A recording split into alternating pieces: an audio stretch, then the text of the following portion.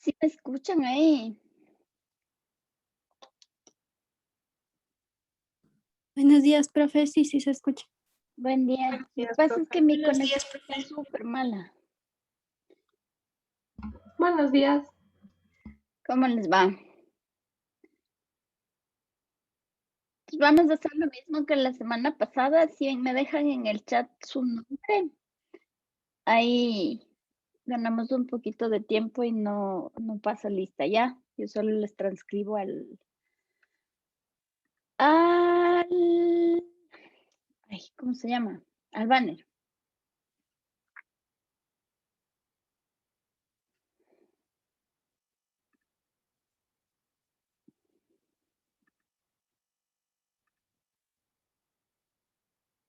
Ya. Déjenme compartirles la pantalla. Y démosles chance a sus compañeros. 27, 28, creo que ahorita sí ya están todos. Ya. A ver, la unidad con la que vamos a empezar el día de hoy se llama genética y evolución. Solo que yo caí en cuenta que con ustedes la parte de evolución vimos en la unidad introductoria, ¿no es cierto? Sí, profe. Entonces, básicamente ahorita lo que vamos a hacer es enlazar lo que vimos la semana pasada que tiene que ver con la estructura del ADN y ya ponerlo en práctica, ¿no es cierto?, para tratar de entender cómo funcionan los procesos de herencia de las características en este caso, ¿no es cierto?, en los seres humanos, pero en perspectiva, ¿no es cierto?, eso es como la base de todo lo que está detrás de los procesos de evolución que vimos con ustedes de manera introductoria, ¿ya? Entonces, la semana pasada, solo para refrescarles, habíamos visto, ¿no es cierto?, que el ADN tiene una estructura bien particular y su estado, su grado de compactación va a depender muchísimo va a depender muchísimo del estado o de la etapa del ciclo celular en el que se encuentran las células, ¿no es cierto? Entonces, en las etapas del ciclo celular en donde el material genético no está compactado, o sea, durante la interfase, el material genético, el ADN, ¿no es cierto?, está desenrollado y eso quiere decir que la doble hélice se encuentra, ¿no es cierto?, completamente casi no completamente, pero descompactada, ¿no? Desenrollada. Y eventualmente puede llegar a asociarse con estas proteínas, con las histonas, que son justamente las que ayudan al empaquetamiento de las moléculas de ADN para formar los cromosomas, que es como la cromatina se organiza para el proceso de división celular y para garantizar, ¿no es cierto?, que cada célula hija termine con una copia exacta de, de los cromosomas, ¿no es cierto? Y que así tengamos nosotros básicamente clones de una célula madre. Habíamos visto también que en el caso de los procesos de meiosis, o sea, de la formación de gametos, que era lo que ustedes tenían que consultar para hoy, eh, en ese caso, ¿no es cierto? Los cromosomas, a más de empaquetarse, ¿no es cierto? También se apareaban y formaban pares de cromosomas homólogos, o sea, los cromosomas que nosotros tenemos en nuestras células, el que viene del padre y el que viene de la madre en el momento de la meiosis, se van a juntar para que luego al azar en los gametos sean distribuidos entre, ¿no es cierto?, las futuras células que van a dar origen a óvulos y espermatozoides, ¿ya? Y también habíamos visto que los cromosomas tienen, de todas maneras, una estructura particular que puede ser visibilizada a manera de regiones distintas que cumplen diferentes funciones dentro de los cromosomas. Entonces, habíamos visto que la parte central que en un inicio se pensaba era central el centrómero, ¿no es cierto? Es una parte del cromosoma que siempre va a permanecer condensada, ¿ya? En este caso, sí, la cromatina está empaquetada alrededor de las histonas para formar el centrómero, y esta estructura es importante porque el centrómero es el punto de unión de las dos copias de un mismo cromosoma cuando han sido duplicadas, ¿no es cierto? Y cuando tienen que empezar a empaquetarse para el momento de la división celular. Habíamos visto también que los puntas del cromosoma, ¿no es cierto?, formaban estas regiones que se conocen como telómeros, y estas son unas secuencias conservadas a lo largo de todo el árbol de la vida, ¿no? Que están presentes en todos los seres vivos, que marcan el fin y el inicio de un cromosoma, ¿no? Vamos a tener una misma secuencia que se va a repetir un cierto número de veces para formar, como quien dice, una tapita para el cromosoma, y esto tiene unas funciones súper importantes porque protege al cromosoma, le da integridad, entonces evita, por ejemplo, que diferentes cromosomas se junten uno detrás de otro, o, por ejemplo, evita que los cromosomas sean destruidos en el momento en que enzimas reparadoras del material genético alteren la estructura, ¿no es cierto?, de un cromosoma determinado.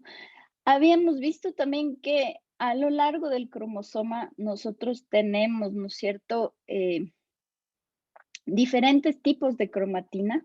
Tenemos en el centrómero, ¿no es cierto?, Eh, un tipo de cromatina particular que se conoce como heterocromatina, que es un tipo de cromatina que nunca se descondensa, ¿ya?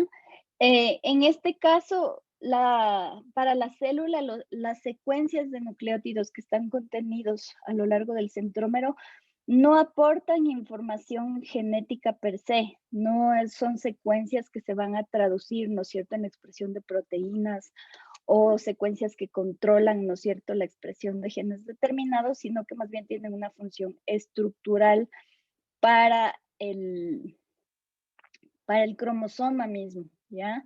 Entonces, en este caso, las histonas que tienen, que están alrededor de las cuales está enrollada esta parte de esta cromatina, son las mismas que el resto de la cromatina, de la eucromatina, la que sí se lee, la que sí codifica para genes, pero la histona 3, ¿no es cierto? Porque se acuerdan, teníamos 9 histonas, teníamos 4 pares, teníamos y 4 pares de distintas proteínas, y la histona 3 va a tener una variante para formar justamente este tipo de heterocromatina. Hasta ahí, esto es como un repaso, ¿no es cierto?, de lo que vimos la semana pasada. Entonces, dentro de todo esto, esta estructura especial que tiene el ADN le sirve para 3 funciones. El primero es para hacer como el andamiaje, ¿no es cierto?, de la información genética que se necesita para sintetizar todas las proteínas dentro de un organismo.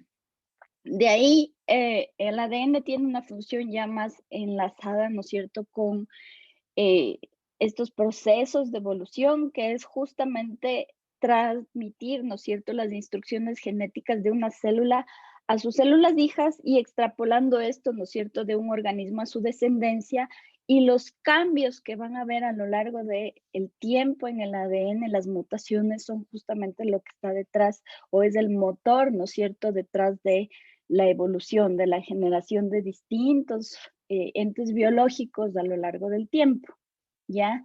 Y entonces, la última función que tiene el ADN es la de expresar, ¿no es cierto?, de traducir todos estos nucleótidos, ¿no es cierto?, a moléculas de la vida que puedan justamente eh, coordinar todos los procesos metabólicos para garantizar que la célula sea funcional, ¿ya?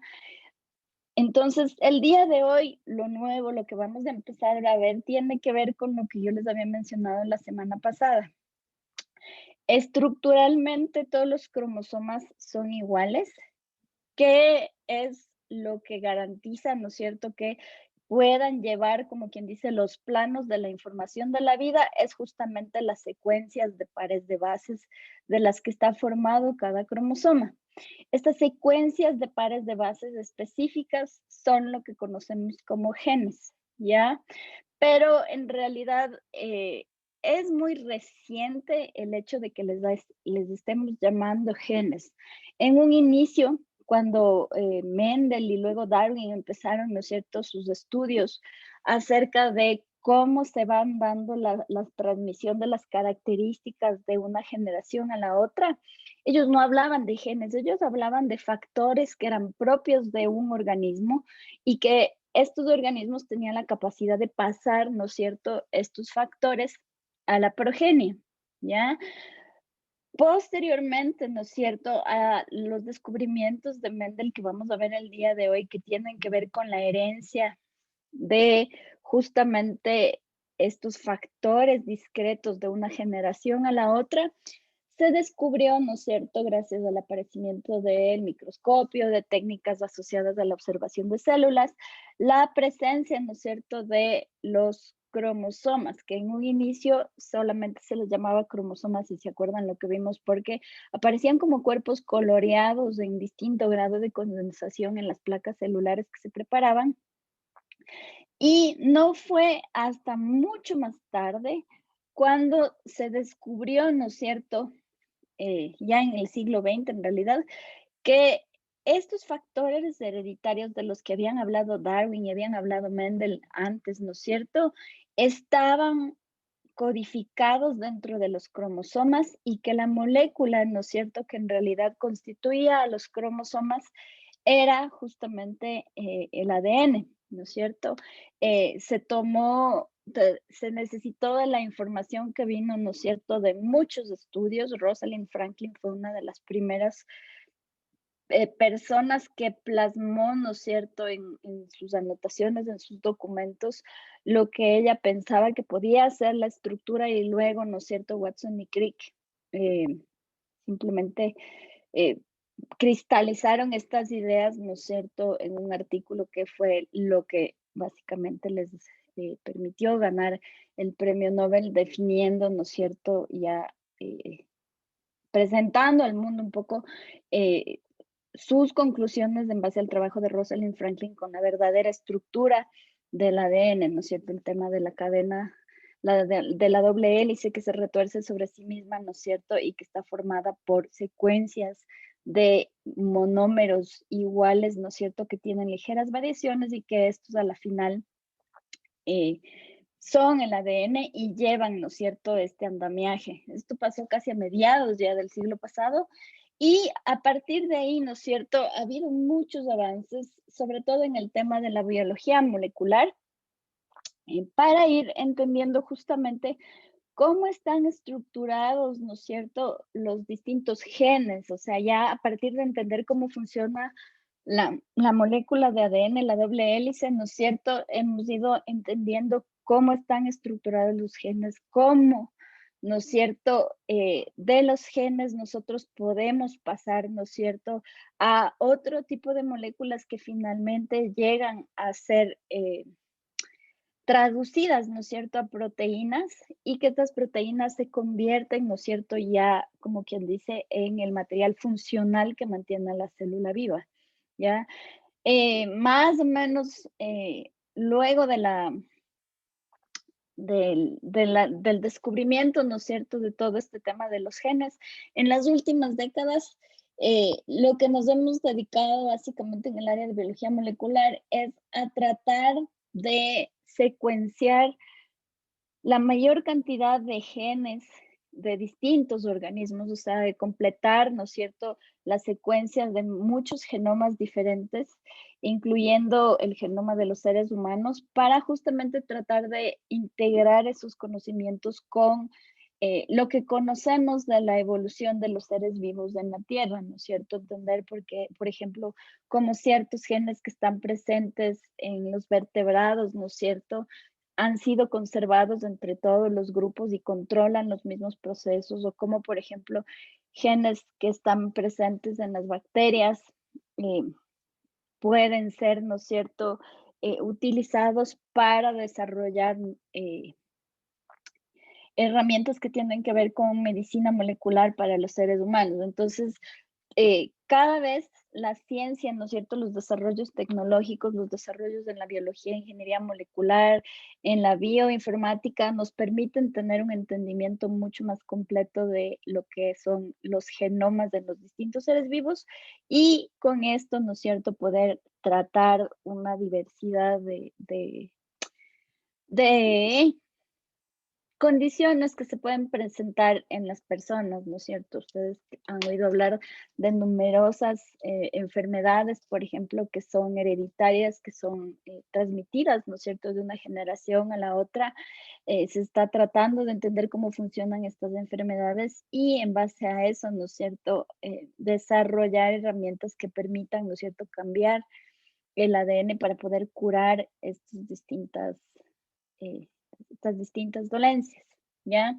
Entonces, necesitamos entender súper bien cómo es que funcionan los genes para justamente eh, ver cómo estos son la base, ¿no es cierto?, de todo el proceso de herencia. Entonces, los genes van a ser, ¿no es cierto?, secuencias de pares de bases que van a estar ubicados a lo largo de los cromosomas, ¿ya?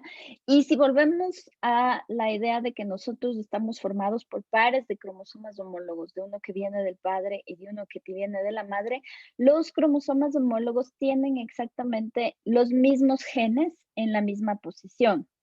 ¿Se acuerdan que cada posición individual que ocupa un gen en un cromosoma se llama en singular locus o en plural, ¿no es cierto?, loci? Entonces, en cada locus, los dos cromosomas homólogos, por ejemplo, del par 1, del par 2, del par 3, tienen exactamente el mismo gen, pero este gen puede presentar variaciones, ¿ya? Entonces, las variaciones que están presentes para un gen particular en los dos cromosomas homólogos son los que conocemos como alelos, ¿ya? Y en ese sentido, los cromosomas homólogos como los que ustedes tienen aquí pueden tener distintas combinaciones de alelos, ¿ya? Si en los dos cromosomas homólogos nosotros tenemos la misma variación, el mismo alelo para un gen determinado, nosotros vamos a hablar de que ese individuo es homocigoto para ese gen en particular. Pero si es que para un gen determinado, un individuo, ¿no es cierto?, tiene versiones diferentes, alelos o variantes diferentes de un mismo gen en sus dos cromosomas homólogos, decimos que este individuo es heterocigoto, ¿ya? Entonces, dependiendo, ¿no es cierto?, de si tenemos en un locus determinado el mismo alelo, les llamamos homocigotos, si el alelo es distinto, les llamamos heterocigotos. Yo me imagino que esto de pronto es solamente repaso para algunos de ustedes, ¿ya? Ahora, independientemente de que los genes tengan una o más variantes, porque hay algunos que tienen distintas variantes, por ejemplo, el gen que codifica para el tipo de sangre, ¿no es cierto?, puede tener varios alelos, varias variantes. Tenemos la variante A, la variante B, la variante AB y la variante O, ¿no es cierto? ¿Ya? En este caso, ese gen tiene 4, ¿no es cierto?, variaciones distintas. Hay genes, ¿no es cierto?, como por ejemplo el color de ojos en una mosca tiene solamente 2 variaciones, rojo y negro, ¿ya? La forma de las alas en una mosca puede ser, por ejemplo, extendida o arrugada, ¿ya? Depende de los genes y depende de cómo se expresen esos genes, las distintas variantes, los distintos alelos pueden ser uno o varios, ¿ya? Ahora, en el caso, ¿no es cierto?, de que nosotros tengamos variantes para un gen, no todas las variantes tienen la capacidad de expresarse de la misma manera, ¿ya?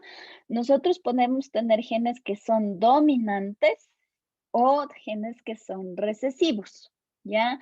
Entonces, para que un gen recesivo, que normalmente el dominante le ilustramos con una mayúscula, el recesivo le graficamos con una letra minúscula. Cuando un gen es recesivo, este gen recesivo solamente se expresa en un individuo cuando ese individuo es homocigoto para ese gen. Eso quiere decir que el individuo tiene las dos variantes recesivas en los dos cromosomas homólogos. ¿Ya? En cada cromosoma homólogo tiene presente la versión recesiva. ¿Ya?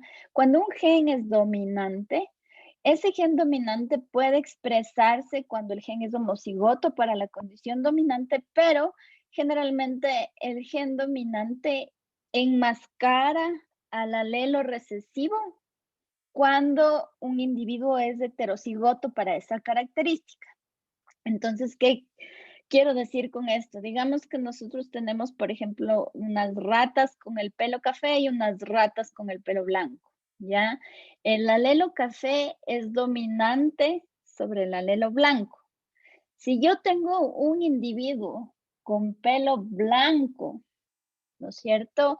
¿Ese individuo es homocigoto o es heterocigoto, Juan Pablo?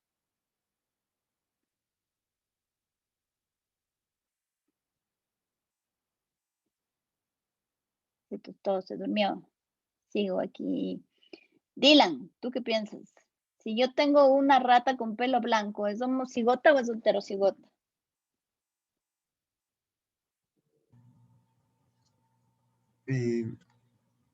Sería o, o- Dale, con confianza. No importa si está mal homocigota. esto.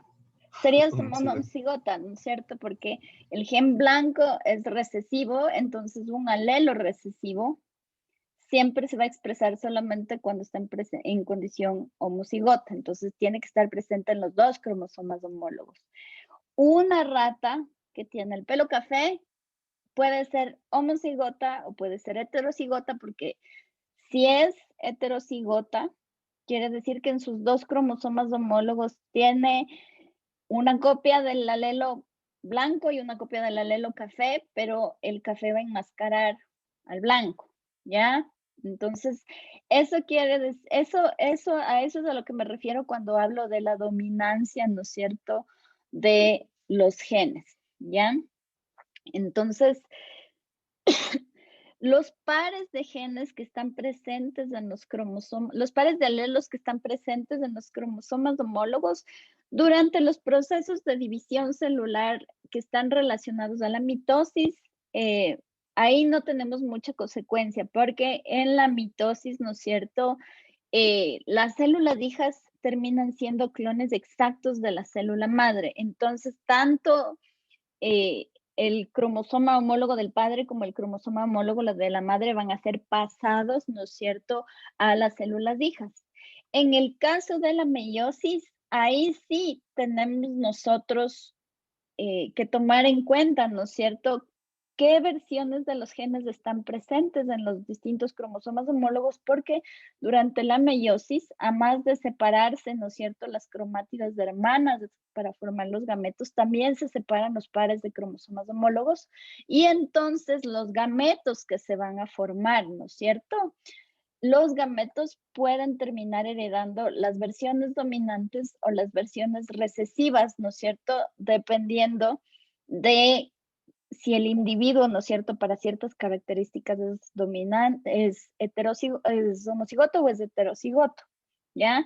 Entonces, en el caso de las células somáticas, cuando estas pasan por el proceso de mitosis, es irrelevante, ¿no es cierto?, este tema de qué versiones o qué alelos existen para los distintos genes, pero en las células reproductivas, en los gametos, ¿no es cierto?, cada gameto va a heredar un gen, ¿no es cierto?, para cada rasgo, y potencialmente puede heredar entonces las versiones o los alelos dominantes o recesivos, ¿ya?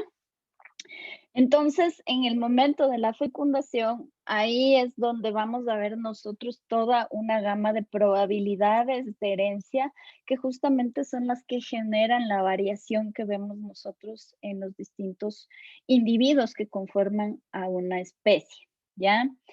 Ahora, hay cosas que son súper importantes y es que cuando los genes, ¿no es cierto?, que controlan diferentes rasgos están presentes en distintos cromosomas, estos rasgos se van a segregar, se van a separar de manera independiente durante la meiosis, ¿ya?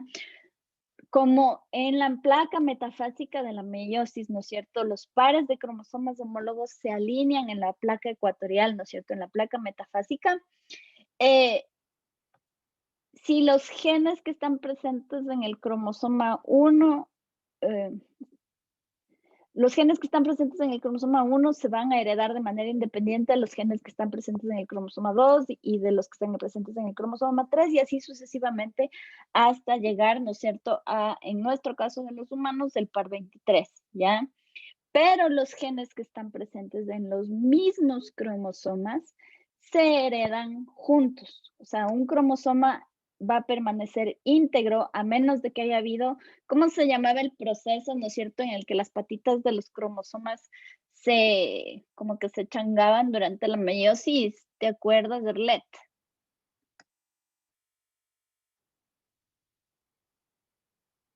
No, no, profe, no me acuerdo. O sea, como que se cruzaban. Sí, pero eso tiene un nombre técnico. ¿Cómo se llama ese nombre técnico? ¿Alguien se acuerda?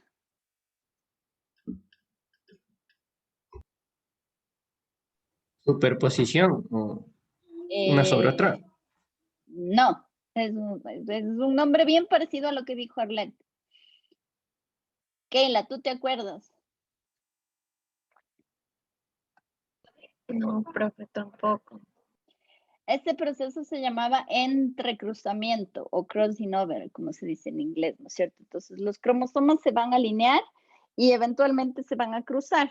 El punto, ¿no es cierto?, de cruce es lo que se conoce como quiasma y ahí los cromosomas homólogos en los quiasmas se rompen e intercambian fragmentos, ¿no es cierto?, del cromosoma y eventualmente puede haber un intercambio de material genético, ¿ya?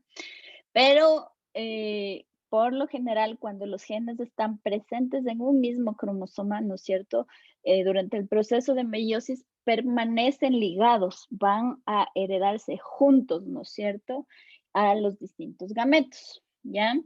Entonces, hasta ahorita hemos hablado de que dependiendo, ¿no es cierto?, de si un gen es dominante o recesivo, ¿no es cierto?, tiene la potencialidad de expresarse y que los genes recesivos para expresarse se van a expresar solamente cuando el individuo es homocigoto por esa característica y los genes que son dominantes y los alelos que son dominantes se van a expresar ya sea el individuo homocigoto o heterocigoto. La expresión en conjunto de todos los caracteres que son codificados por los genes, lo que nosotros vemos, lo que nosotros podemos cuantificar como proteínas, lo que nosotros podemos incluso medir como comportamiento, porque gran parte del comportamiento está codificada por algunas características genéticas, el tipo de sangre, todo eso constituye el fenotipo. ¿Ya? Entonces, lo que ustedes ven, por ejemplo, cuando me ven a mí, el pelo rizado, la miopía, qué sé yo, la presencia de rosáceas, la fibromialgia, las migrañas, qué sé yo, todo lo que a ustedes se les ocurra, la condromalacia, todo lo que yo tengo así mal o bien que funciona en mi cuerpo, eso es la expresión de un montón de genes y eso entonces constituye mi fenotipo, ¿ya? Ahora, ¿de dónde viene mi fenotipo? Mi fenotipo, que son las características observables que yo tengo o que se pueden medir, viene directamente del genotipo, ¿ya?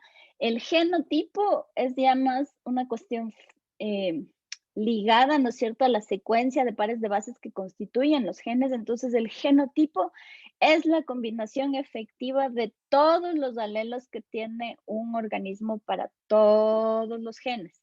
Entonces, en este caso, o un gen en particular. Entonces, en el caso, por ejemplo, de este individuo que está aquí homocigoto, su genotipo va a ser P y P, ¿ya? Esta es la combinación de alelos.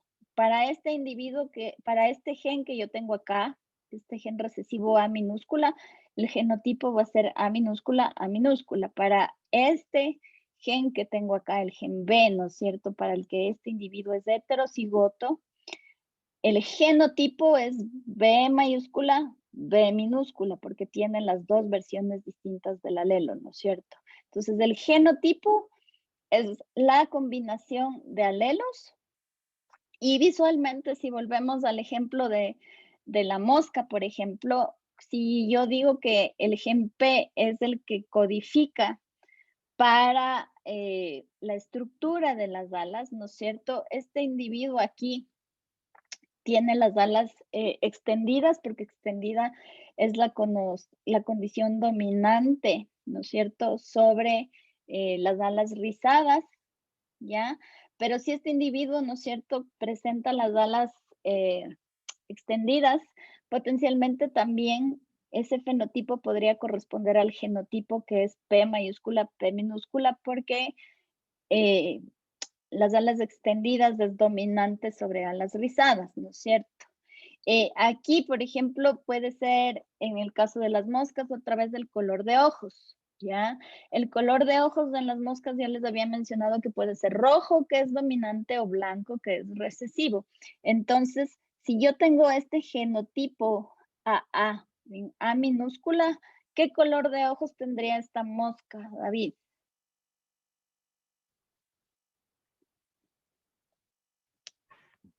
Si tiene esa, podría ser el color, no sé muy claro.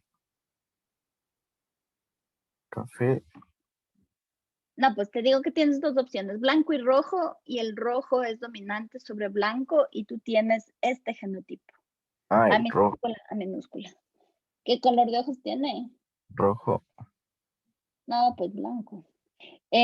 Cuando hablamos de genotipos, la notación que utilizamos, la mayúscula denota la condición dominante, la minúscula denota la condición recesiva. Entonces, si yo tengo esta combinación genotípica A minúscula, quiere decir que este individuo presenta, ¿no es cierto?, la condición homocigótica para el gen recesivo, y blanco es recesivo con respecto al rojo. Entonces, este individuo va a tener ojos blancos. ¿Ya? Profe, en sí se podría decir que el genotipo define las características del fenotipo. Por supuesto. O sea, esa es la base de todo.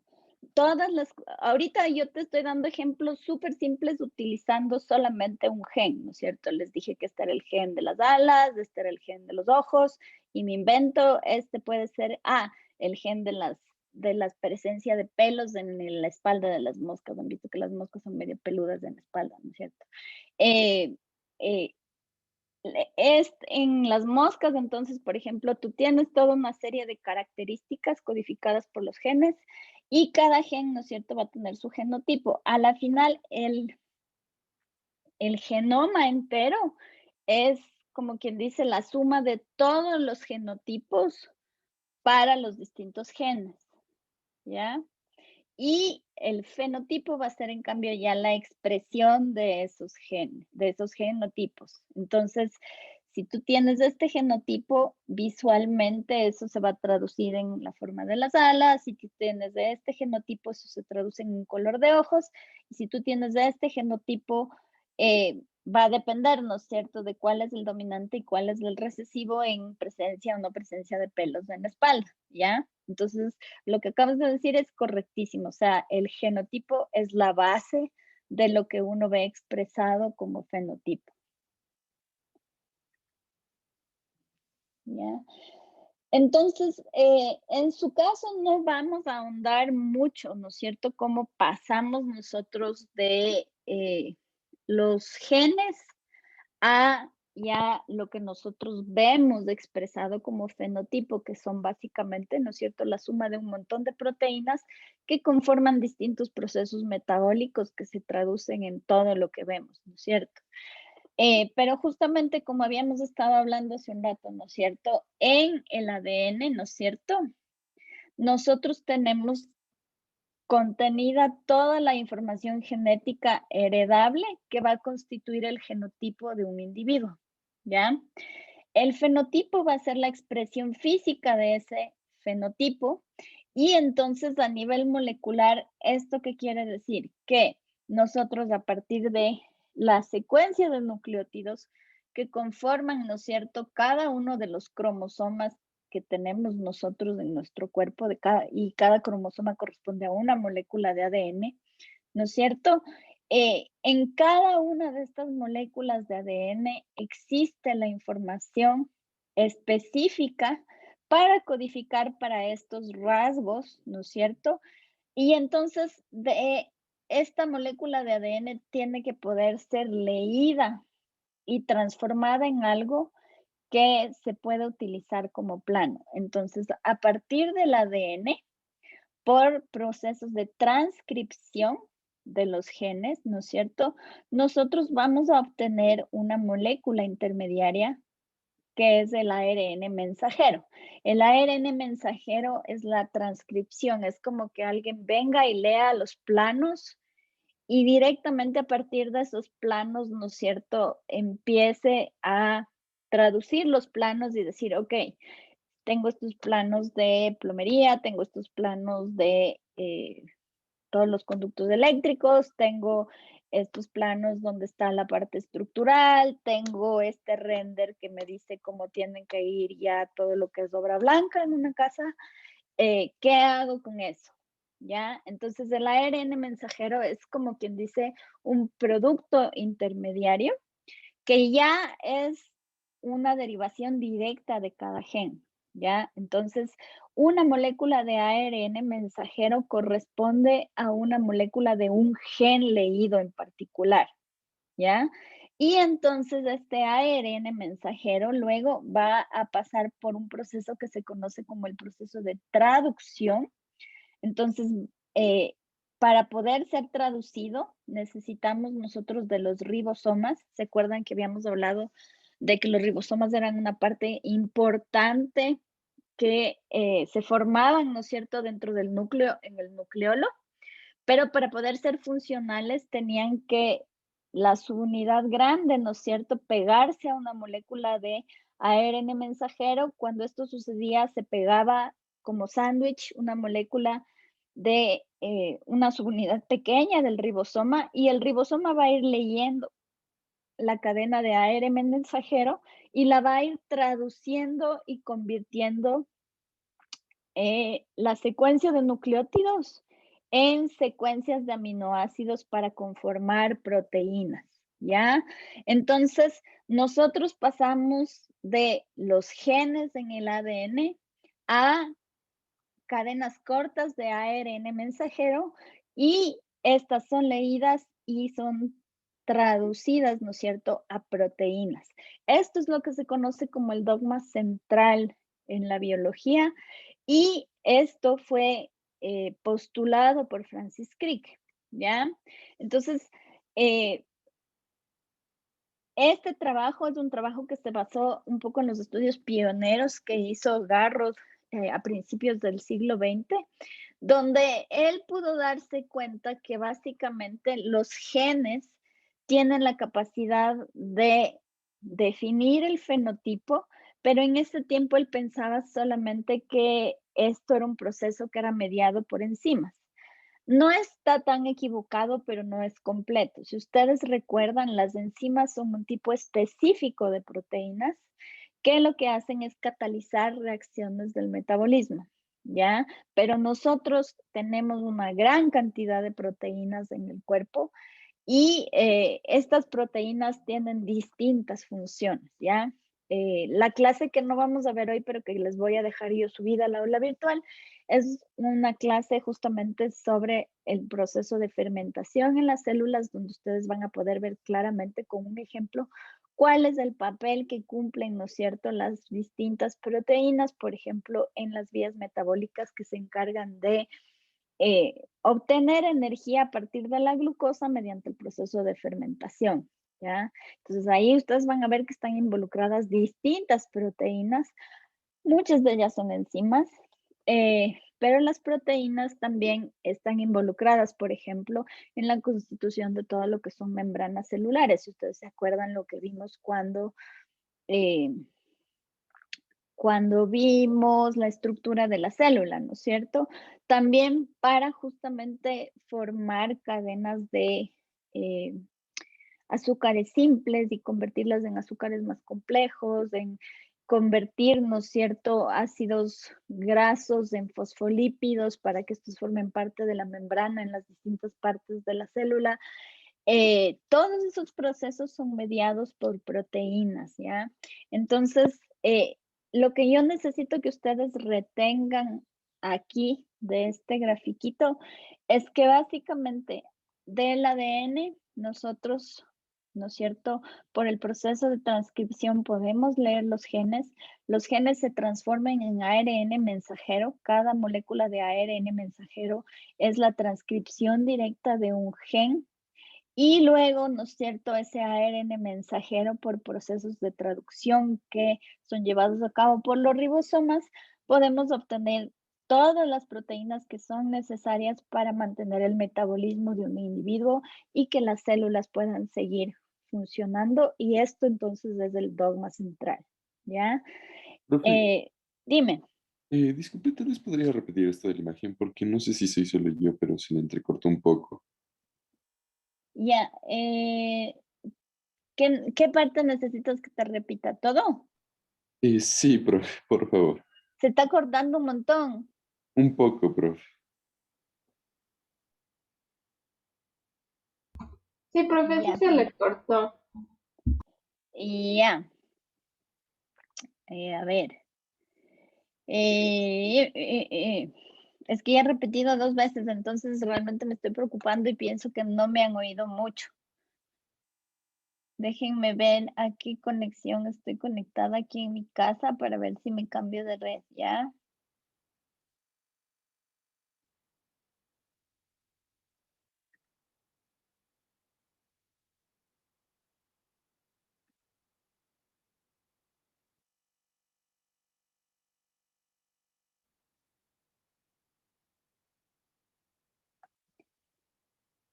Ya, ahí sí me oyen. Sí, Profe. profe. ¿Me oyen mejor o me oyen peor? Mejor. Ya, yo en cambio les oigo más cortado, pero bueno, no importa, lo importante es que ustedes me oigan, yo después ahí puedo con paciencia, si les pregunto algo, repetir, no hay problema.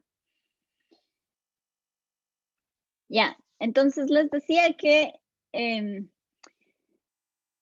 este dibujito está graficado lo que nosotros conocemos como el dogma central en la biología, ¿ya?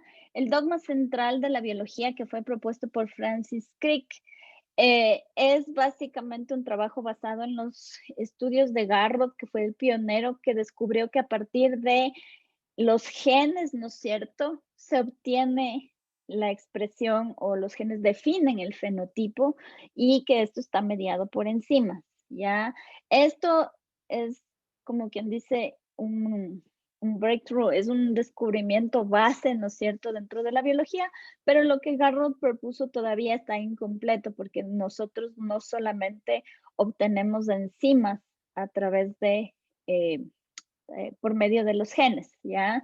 Francis Crick, que fue el que desarrolló lo que se conoce como el dogma central en la biología, fue el que determinó que a partir del genotipo, o sea, el conjunto de genes que está presente en las distintas moléculas de ADN que conforman nuestro genoma, ¿no es cierto?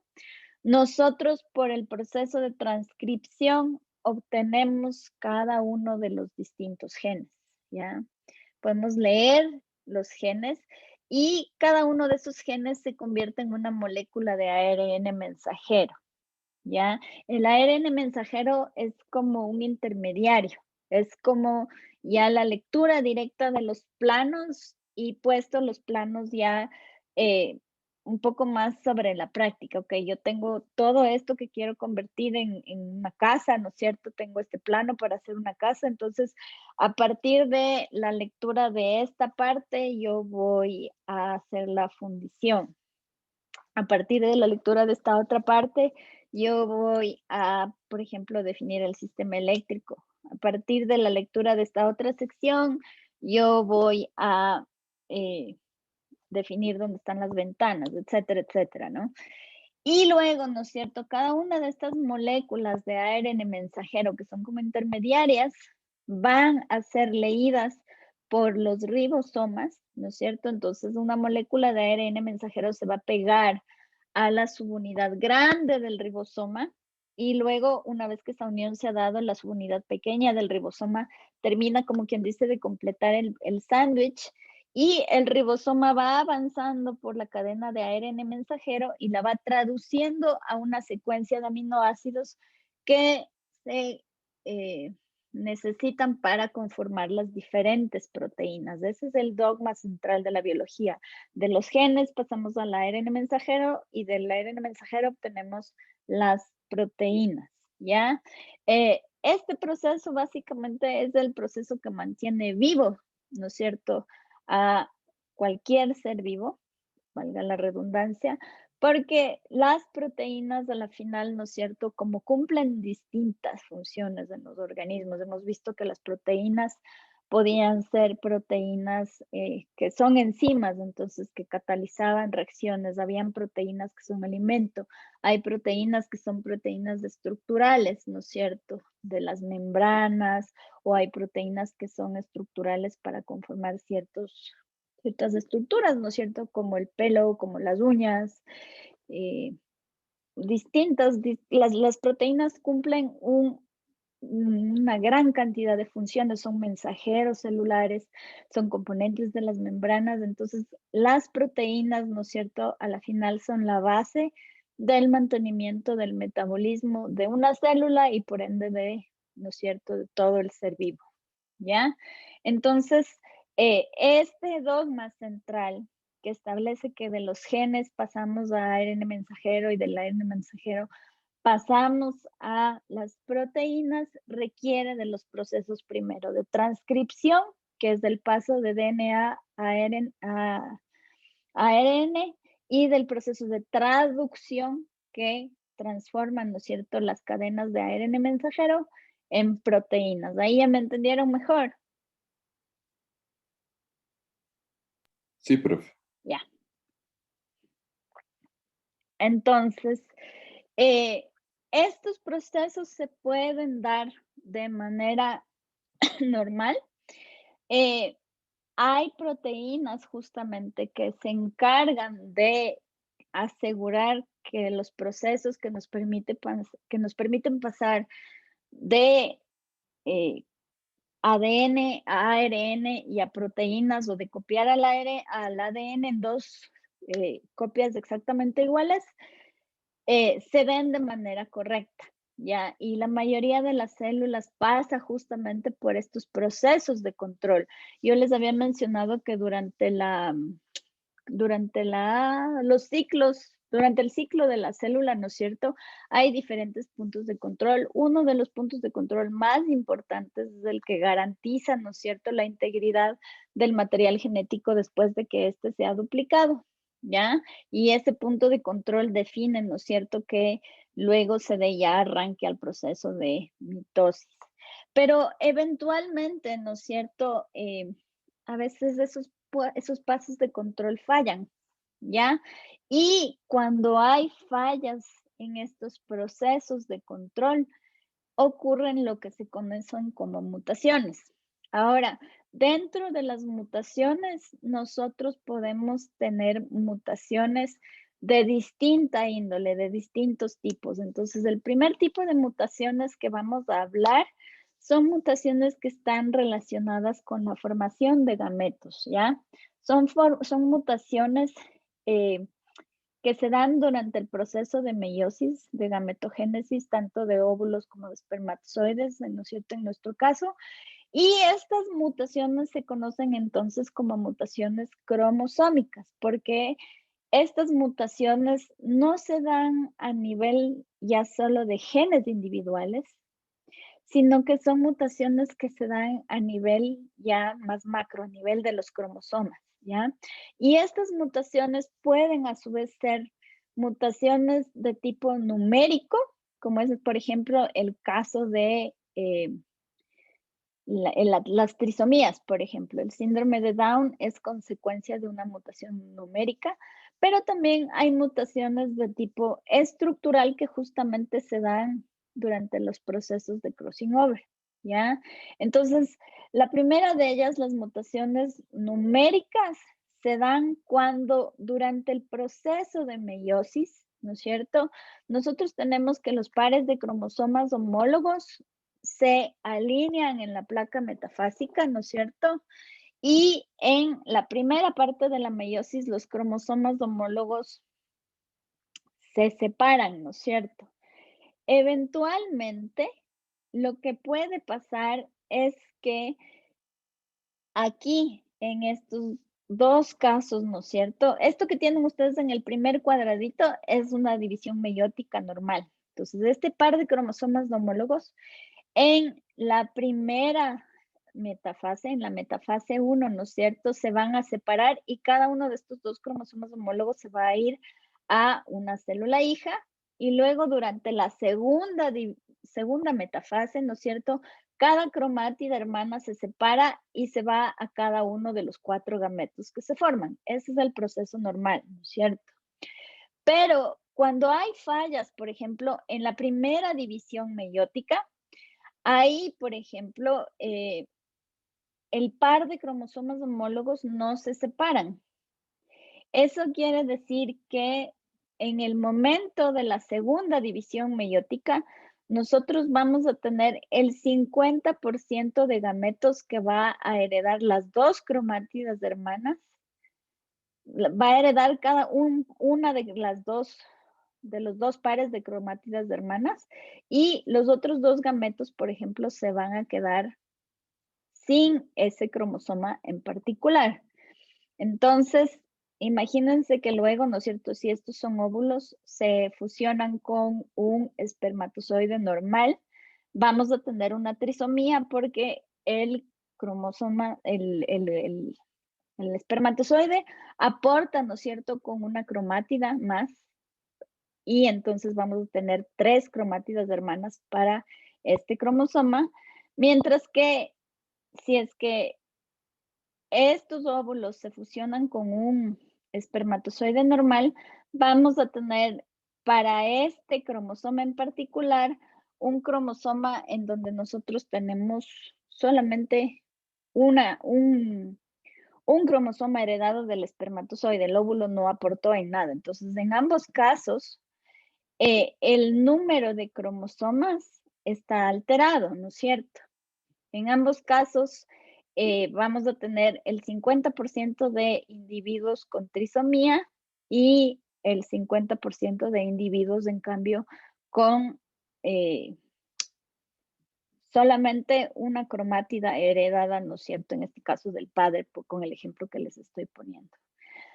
Puede darse el caso de que las fallas no se den en la metafase 1, ¿ya? La metafase 1 ocurre de manera completamente normal, ¿ya? Entonces, en la metafase 1, los cromosomas homólogos se separan, pero luego hay fallas, ¿no es cierto?, en la metafase 2, ¿ya?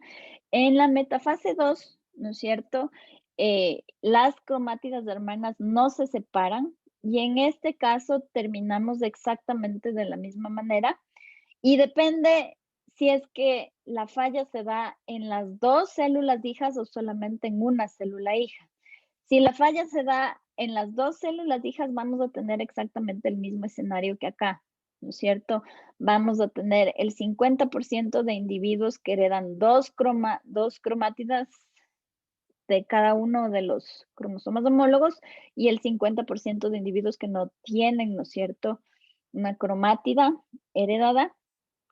Pero si es que la falla se da solamente en una de las 2 células hijas, eventualmente, ¿no es cierto?, nosotros podemos tener aquí, si aquí hubiera habido una división normal, ¿no es cierto?, tendríamos 2 gametos con el número normal de cromátidas hermanas heredadas, un gameto sin, sin una cromátida que heredar para ese cromosoma determinado y un gameto que tiene 2 cromátidas hermanas. Entonces, en este caso, nosotros podemos tener 3 distintos tipos de individuos, de cigotos que se pueden formar cuando ya se fusionan con un espermatozoide. Podemos tener, ¿no es cierto?, individuos normales, si es que aquí esta división fue normal. Podemos tener individuos que tienen una trisomía, cuando este óvulo de aquí se fusiona con un espermatozoide normal, y podemos tener individuos, ¿no es cierto?, para los que hay un cromosoma de menos, como sería cuando el espermatozoide se fusiona con este óvulo, ¿ya? Entonces va a depender en qué fase de la meiosis se dan las fallas en la división de los cromosomas y de las cromátidas hermanas para tener mutaciones cromosómicas de tipo numérico, ¿ya? Entonces, este tipo de mutaciones cromosomas numéricas da origen a una serie de desórdenes dentro de los seres humanos, ¿no es cierto? Podemos tener trisomías, podemos tener monosomías, que es cuando, ¿no es cierto?, uno de los gametos carece de ese cromosoma, ¿ya? Las trisomías o monosomías constituyen lo que normalmente se conoce como aneuploidías, y de ellas, una de las más conocidas es justamente la trisomía del cromosoma 21, que es la que genera el síndrome de Down, ¿ya? Fenotípicamente, la presencia de un cromosoma adicional, ¿no es cierto?, en estas personas, se traduce en retraso de crecimiento, en un retraso mental. Son individuos que tienen anomalías craneofaciales, por eso tienen una carita, ¿no es cierto?, que es fácil de reconocer. Y de hecho, a los bebés, ¿no es cierto?, cuando una está embarazada y le hacen los ecos, ya se puede definir, ¿no es cierto?, algunas de estas anomalías por las mediciones que se hacen en los ecos, ¿ya? Te miden, por ejemplo, la distancia que tiene el cráneo del bebé desde la punta de la cabeza hasta la nariz. Te miden algunas otras características que definen proporciones que ya son eh, signos o características de que hay estas anomalías craneofaciales. También los individuos con síndrome de Down presentan deficiencias o defectos de tipo cardiovascular, tienen hipotonía bucal, por eso es que también se les dificulta a veces un poco el tema del lenguaje, de la pronunciación de ciertos fonemas. Tienen las manos mucho más cortas, más anchas y tienen por lo general, ¿no es cierto?, una estatura baja.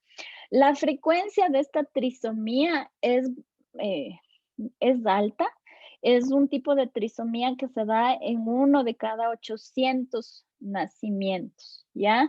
Y por lo general, este tipo de trisomías es mucho más probable que se den justamente en madres como yo, que se conocen como madres geriátricas, o sea, a partir de cierta edad, ¿no es cierto?, a las mujeres gestantes se nos considera ya como madres con una gestación de tipo riesgoso, porque justamente ya como estamos llegando, ¿no es cierto?, nos estamos aproximando a la menopausia, cada vez los eventos de ovulación son más propensos a sufrir trastornos, a sufrir errores, y entonces es mucho más probable que las trisomías aparezcan en mamás geriátricas como yo, a que, por ejemplo, aparezcan en mamás que tienen los hijos cuando son bien jovencitas, ¿ya? Las cromosomas, las mutaciones cromosomas numéricas también se pueden dar en otro par de cromosomas. Hay también la trisomía del par 18. En este caso también estos individuos lamentablemente presentan retraso mental. Son bebés que tienen defectos cardíacos bien complejos.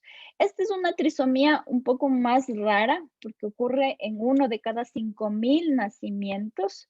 Y lastimosamente los defectos que están asociados a esta trisomía son bastante drásticos, perdón, en el sentido de que el 85% de los niños que presentan esta trisomía por lo general mueren incluso antes de nacer pueden morir desde la semana 10ª de gestación, o sea, antes del primer trimestre de nacimiento, o pueden llegar incluso a desarrollarse casi hasta término, pero lamentablemente no, o sea, no sobreviven. Es una tasa súper alta de mortalidad que tiene esta trisomía por los defectos cardíacos. Por ejemplo, en este caso, la implantación de las orejas es mucho más baja y el funcionamiento del aparato auditivo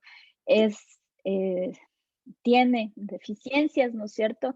No pueden flexionar los dedos o sea, mantienen flexionados los deditos de las manos, hay muchas malformaciones óseas y, por ejemplo, el cuello no llega a desarrollarse completamente, tienen el cuello cortito, ¿ya? También el cromosoma número 13 puede presentar trisomías, en este caso esto se conoce como el síndrome de Patau. Este es súper raro. Hay un caso por cada 20.000 nacidos, yo lastimosamente conozco uno, y muchos de los bebés mueren, ¿no es cierto?, durante el primer mes de vida. Este caso que yo conozco es una nena que tiene ya casi, va a cumplir 2 años, pero realmente, o sea, es una trisomía súper, súper, súper grave. Ya por lo general estos bebés nacen con retraso mental, tienen a veces irregular el número de dedos que tienen presentes en las extremidades, ¿no es cierto? Tienen polidactilia, presentan holoprosencefalia, tienen defectos cardíacos súper, súper, súper complejos de manejar. El aparato auditivo no se llega completamente a desarrollar, son individuos que son sordos, tienen varios defectos oculares, entonces esta nenita que yo conozco, por ejemplo, es sorda y también es ciega y presentan los pies que se conoce como en mecedora, o sea, tienen los pies así medio como dobladitos, ¿ya? Entonces, en este caso, por lo menos de esta niña que yo conozco, es un caso súper, súper, súper extremo, porque casi nunca los bebés llegan a tener, ¿no es cierto?, llegar, ¿no es cierto?, a cumplir tanto tiempo de vida por la gravedad de las condiciones. En este caso, este tipo de mutación cromosómica es particular porque es un tipo de mutación cromosómica que no ocurre en la misma proporción en todas las células, ¿ya? Entonces, dependiendo del porcentaje de células del cuerpo que presenten la trisomía, la condición puede ser más o menos grave, ¿ya? Entonces, la longevidad que tiene esta nenita que yo conozco está justamente asociada al hecho de que hay una gran proporción de las células de su cuerpo que son normales, que no presentan la trisomía, y entonces estas células le permiten un poco al organismo seguir funcionando y seguirle manteniendo a ella con vida a pesar de la gravedad de su condición, ¿ya? Las mutaciones cromosómicas numéricas también se pueden dar a nivel de los cromosomas sexuales, ¿ya? Acuérdense que yo les había mencionado, ¿no es cierto?, que nosotros tenemos 2 tipos de cromosomas en nuestro cariotipo. Tenemos los cromosomas somáticos y tenemos los cromosomas sexuales, que son el último par, ¿ya? Entonces, cuando las mutaciones cromosómicas numéricas se dan en los cromosomas sexuales, también aparecen una serie de condiciones que van a depender de cuáles son los cromosomas que están presentes o no. Entonces, hay, por ejemplo, personas que genotípicamente, ¿no es cierto?, tienen 2 cromosomas de X y un cromosoma Y. Eso quiere decir que aquí, ¿no es cierto?, en el caso puede ser del óvulo o puede ser del mismo espermatozoide, ¿no es cierto? Los 2 cromosomas de X del óvulo no se separaron, o el cromosoma X y el cromosoma Y del espermatozoide no se separaron, ¿ya? En ese caso, estos individuos heredan este genotipo que es XXY, eso es lo que se conoce como el síndrome de Klinefelter, y también pueden darse casos en los que, por ejemplo, el cromosoma Y desaparezca por completo. Eso quiere decir, ¿no es cierto?, que en el momento de la meiosis para formar los espermatozoides, hubo uno de los núcleos que van a derivar en espermatozoides que se quedó, ¿no es cierto?, sin el par de cromosomas y entonces tenemos una anomalía en el cigoto que tiene solamente un cromosoma X. Eso es el síndrome de Turner, ¿ya? El síndrome de Klinefelter se caracteriza por individuos, ¿no es cierto?, que por lo general tienen un tamaño bastante grande, ¿ya?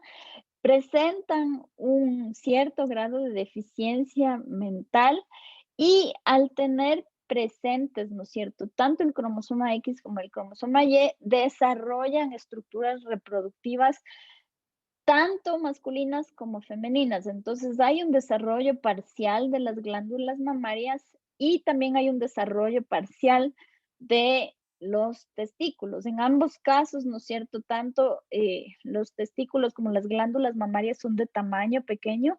Fenotípicamente son individuos que tienen las caderas ensanchadas como tenemos las mujeres. Y en el caso de los testículos eh, funcionalmente los individuos son estériles, no por impotencia, sino porque en realidad, ¿no es cierto?, hay problemas en la generación de los espermatozoides dentro de los testículos, ¿ya? Este síndrome de Klinefelter es un síndrome que es bastante raro, ocurre en 1 de cada 1000 nacimientos. Y en caso del síndrome de Turner, en cambio, que son individuos que carecen, ¿no es cierto?, de un segundo cromosoma que puede ser X o Y que defina, ¿no es cierto?, que este individuo sea masculino o sea femenino, ¿no es cierto? Tenemos solamente un cromosoma Y. Entonces, en este caso, fenotípicamente hay características asociadas, ¿no es cierto?, a las que son codificadas por el cromosoma Y, no, por el cromosoma X, perdón. Entonces hay un desarrollo de glándulas mamarias, pero en este caso es un desarrollo anormal. Hay un aparato reproductor femenino que no funciona de manera adecuada, ¿no es cierto? Hay primordios de óvulos, pero justamente hay primordios de un útero, ¿no es cierto? De unas trompas de falopio, de unos óvulos, pero estos no son, ovarios, perdón, no son funcionales, no pueden producir óvulos con normalidad y por eso hay esterilidad. En este caso, ¿no es cierto?, son individuos con una baja estatura y fenotípicamente presentan una condición que es un poco extraña, que es que tienen pliegues en el cuello, ¿ya? Y al ser no funcional el aparato reproductivo femenino, son individuos que no llegan a pasar por el proceso de menstruación, porque la menstruación, ¿no es cierto?, es una de las partes, ¿no es cierto?, del ciclo reproductivo femenino asociado a tener óvulos y un útero funcional que se prepara, ¿no es cierto?, para el proceso de fecundación. Esta condición también es una condición súper rara que ocurre solamente en 1 de cada 5,000 nacimientos. Entonces, eso es en cuanto a desórdenes cromosómicos que pueden estar asociados a fallas en el momento de la división celular. Pero yo les había hablado también de que hay mutaciones cromosómicas que son de tipo estructural, ¿ya? Eso quiere decir que en algún momento, ¿no es cierto?, del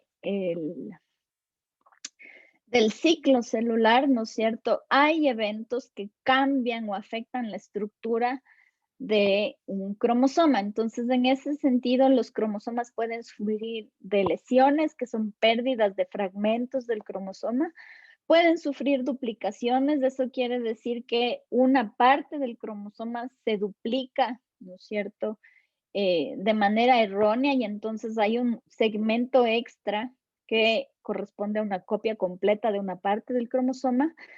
A veces los cromosomas durante estos procesos de crossing over, por ejemplo, se pueden romper en los quiasmas, ¿no es cierto?, para ser intercambiados, pero en el momento que tienen que pegarse en el otro cromosoma, se pegan en dirección incorrecta. Eso es lo que se conoce como inversiones, ¿ya?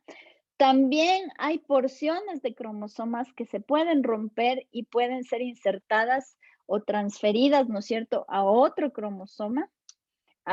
Y las translocaciones, ¿no es cierto?, son algo bastante similar, donde una parte de cada uno de los cromosomas es transferida a otro cromosoma, ¿ya? Estos errores o cambios estructurales en los cromosomas, por lo general, son causados por factores externos al cuerpo del individuo. Son factores que pueden estar causados, por ejemplo, por una enfermedad, por la presencia de un virus. Son factores que pueden ser causados por exposición a radiaciones. Hay fármacos también que pueden causar, ¿no es cierto?, este tipo de daños estructurales en los cromosomas. Y la extensión del daño o las consecuencias de estas mutaciones van a depender de cuán grande sea la porción del cromosoma que sea alterada. Y entonces, a veces, por ejemplo, cuando estas mutaciones ocurren, pueden ocurrir a nivel de un gen completo. A veces estas mutaciones pueden afectar a más de un gen. Incluso algunos de los genes pueden ser afectados no en su totalidad. Acuérdense que un gen está compuesto por pares de bases. Entonces, a veces, ¿no es cierto?, un gen puede ser interrumpido antes de tiempo, un gen puede ser cortado al principio. Entonces, va a depender, ¿no es cierto?, de la extensión del daño para afectar a uno o más genes con este tipo de mutaciones, ¿ya? Y entonces a veces basta con que un gen se altere para que realmente las condiciones que se van presentando en los individuos que sufren este tipo de mutaciones sean más o menos graves, más o menos letales, ¿ya? Entonces, estas mutaciones estructurales van a cambiar la estructura del cromosoma, ¿ya? Entonces, en el caso de las deleciones, para ya ponerles de manera gráfica, lo que suele suceder es que, por ejemplo, una parte del cromosoma se rompe y simplemente desaparece. Entonces, lo que queda del cromosoma se fusiona y el cromosoma visualmente se ve más pequeño, ¿ya? En el caso de las duplicaciones, hay porciones del cromosoma que se van a copiar de manera íntegra y se van a volver a insertar en el mismo cromosoma. Entonces el cromosoma se ve mucho más largo, ¿ya? En el caso de las inversiones, como yo les había mencionado, hay partes del cromosoma que se rompen y al ser reinsertadas en ese cromosoma o en el cromosoma homólogo, ¿no es cierto?, se insertan, pero de manera invertida. En este caso, no hay un cambio en el tamaño del cromosoma visible, pero sí hay un cambio en la secuencia de lectura de los pares de bases que conforman los genes. Entonces, si este cromosoma se va a leer en sentido 5', 3', como les mencioné en algún momento, el rato que yo leo un cromosoma que tiene una inversión, yo ya no obtengo la misma secuencia de pares de bases, entonces el gen sí está cambiado, ¿ya? Les había hablado también de inserciones. Las inserciones ocurren cuando un cromosoma, en este caso, por ejemplo, el cromosoma 4, se rompe, pierde una parte de su estructura, ¿no es cierto? Y esa parte de su estructura va a ser insertada en otro cromosoma. Entonces, en este caso, esta parte del cromosoma 4 se rompió y se insertó en el cromosoma 20, ¿ya? Esto eventualmente puede o no tener consecuencias dependiendo de si la porción que se rompió contiene genes completos. Porque si el gen está completo, puede ser leído aunque esté en el cromosoma 20 y ya no esté en el cromosoma 4. Pero si el gen se rompió y el gen quedó interrumpido, ya sea al inicio o al final, esta mutación puede tener consecuencias graves para el individuo que sufre este tipo de mutación, ¿ya? Les había hablado yo también de las translocaciones. En las translocaciones, ustedes pueden ver, es como una inserción, pero en este caso en realidad son los dos cromosomas del 4 y el 20 los que se rompen e intercambian pedazos de cromosomas.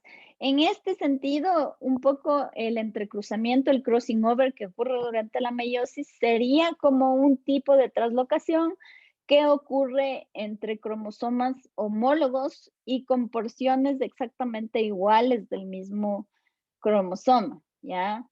Pero cuando esto no ocurre de esta manera y ocurre entre cromosomas que no pertenecen a un mismo par, lo que se obtiene es una translocación. Entonces, nuevamente, al igual que en las inserciones, si es que el gen, si es que el cromosoma se rompe sin interrumpir la secuencia de los genes, no hay mayores consecuencias, pero si el cromosoma se rompe interrumpiendo la secuencia de los genes, alterando la secuencia de los genes, alterando el número de pares de bases que tiene cada gen, las consecuencias sí pueden llegar a ser graves para los organismos, ¿ya?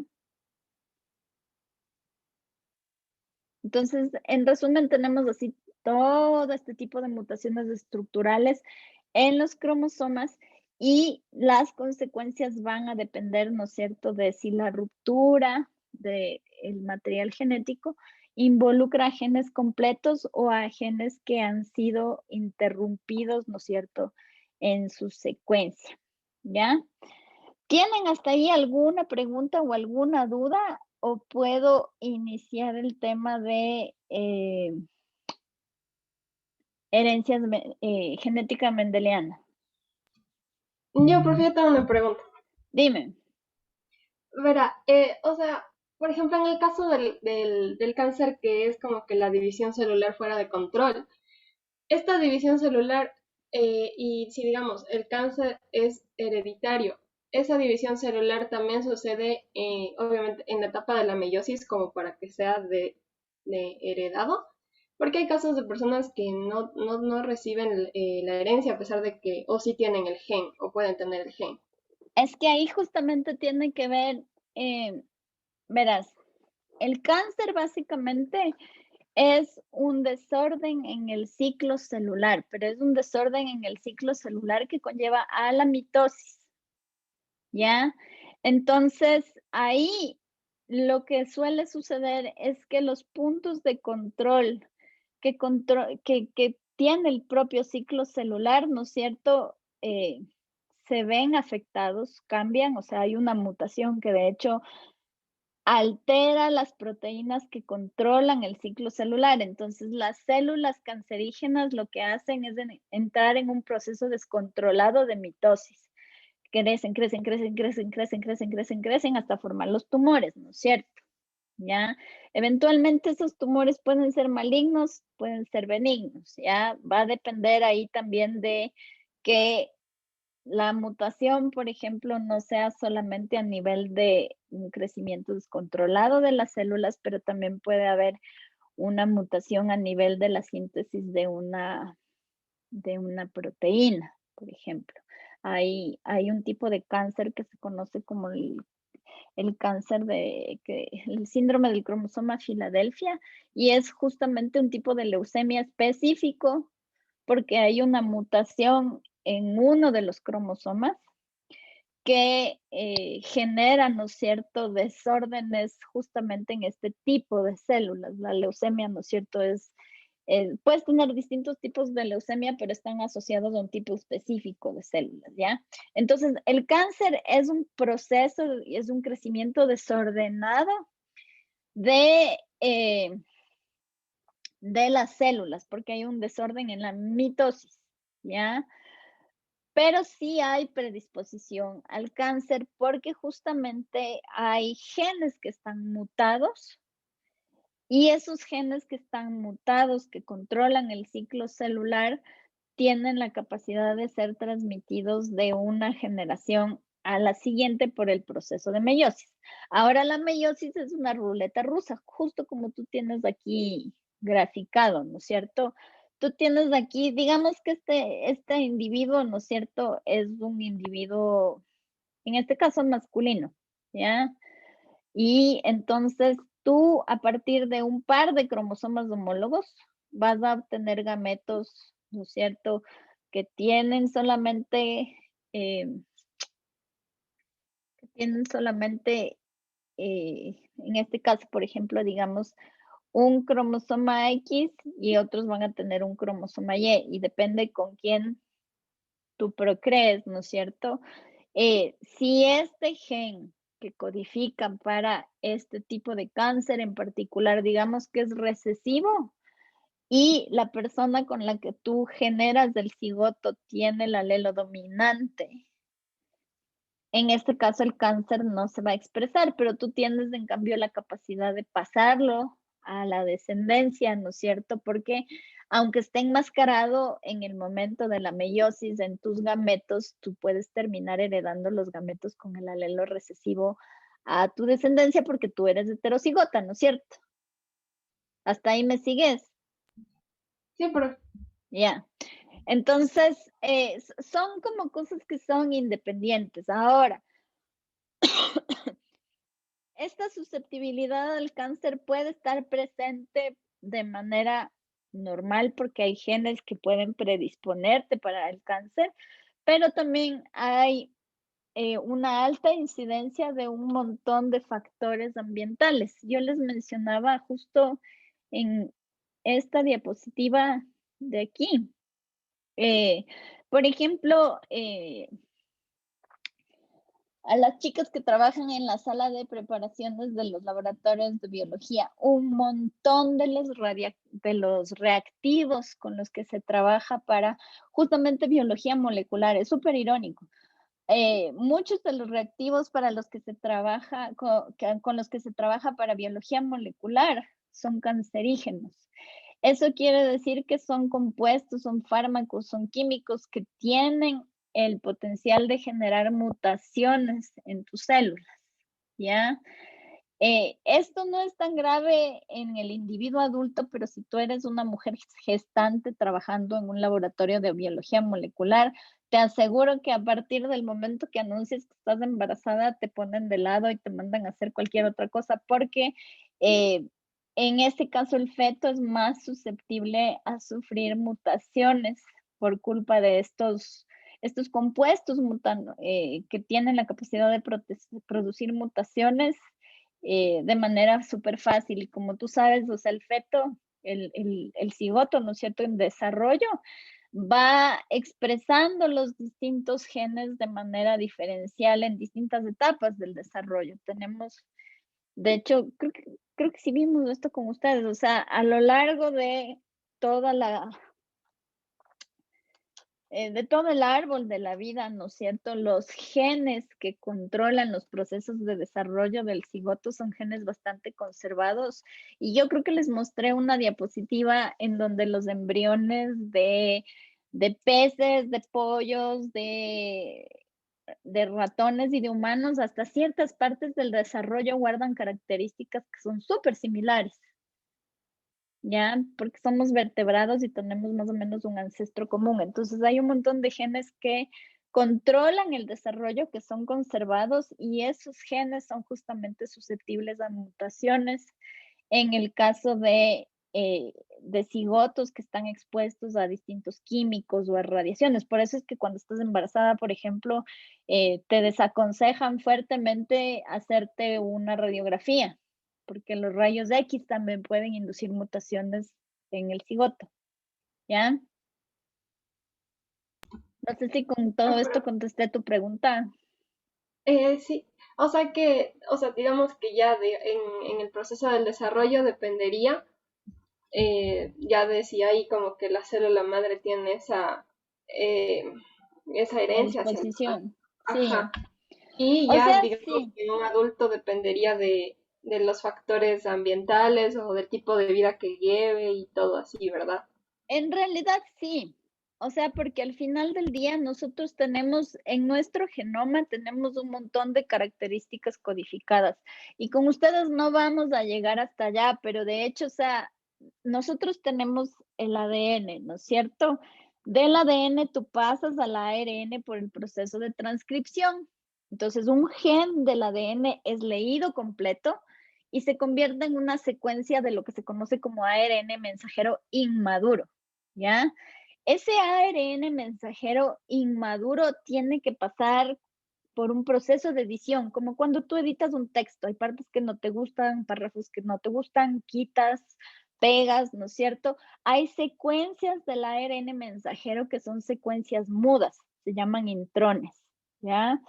Y hay secuencias que son las que se van a expresar, que son los exones. Entonces, en el proceso de edición del ARN mensajero, se sacan todos los intrones y se pegan los exones. Entonces, de una porción de ADN de este tamaño, que es transcrita ARN, después del proceso de edición y maduración, terminas con un ARN que es mucho más corto, pero es más corto porque ya tiene estrictamente solamente lo funcional, ¿ya? Ahora, justamente nosotros tenemos el genoma completo, pero los genes pueden ir expresándose de manera distinta a lo largo del desarrollo. Eso quiere decir que el proceso de edición de un mismo gen puede cambiar cuando tú eres niño, cuando tú eres adolescente, cuando tú eres adulto, o incluso el proceso de edición puede cambiar dependiendo del tipo de célula en la que el gen se encuentre, porque tú tienes los mismos genes en todas las células de todo tu cuerpo. Entonces, en los ratones, por ejemplo, se ha visto que hay un gen que en el cerebro se hereda de se edita de una cierta manera para generar una proteína que controla el sueño, mientras que ese mismo gen en el estómago se edita de otra manera para producir una de las enzimas que está relacionada con algo de la homeostasis, ¿ya? Entonces es el mismo gen que se edita de distinta manera para obtener una porción de ARN mensajero distinta, que por lo tanto codifica para una proteína que es diferente.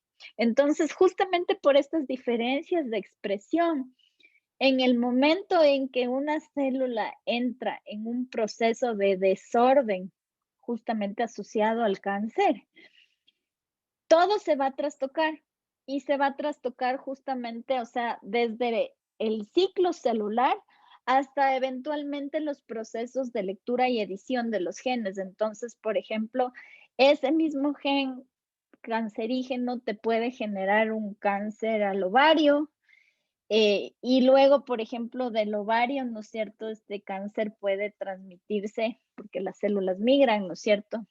Se puede, en el caso de una tía mía, por ejemplo, es un gen que empezó en los ovarios, migró al estómago y después al peritoneo, ¿ya? Y en cada uno de estos distintos tipos de células, el gen cancerígeno generó efectos distintos, ¿ya? Entonces, digamos que, por ejemplo, el efecto que esto surtió en los ovarios fueron simplemente, en el útero, perdón, fueron simplemente tumores que se pudo ir resectando y hasta ese punto esos tumores fueron benignos. Pero cuando el cáncer migró al estómago, ya se convirtió en una condición irreversible. Los tumores ya no fueron benignos, ya fueron malignos, fueron tumores que empezaron a secretar, ¿no es cierto?, un montón de metabolitos secundarios que degeneraron en un montón de problemas adicionales. Y es porque entonces, o sea, la expresión de los genes cambia de acuerdo al estadio del desarrollo del órgano donde está presente el gen y entonces alteran procesos distintos. Y entonces ahí, por ejemplo, es más difícil como de controlar. Si estos genes están presentes en condición recesiva, tal vez nunca se expresen, o si de pronto tú estás en un ambiente en el cual, por ejemplo, les doy un ejemplo así súper, súper, súper personal. La fibromialgia es algo que yo tengo. Es una condición que tiene predisposición genética. O sea, tú tienes que tener en tus genes la información necesaria para que eventualmente esta enfermedad ocurra. Pero es una enfermedad que no se desencadena hasta que tú no pasas por algún tipo de trauma en tu vida. ¿ya? Ese tipo de trauma puede ser alguna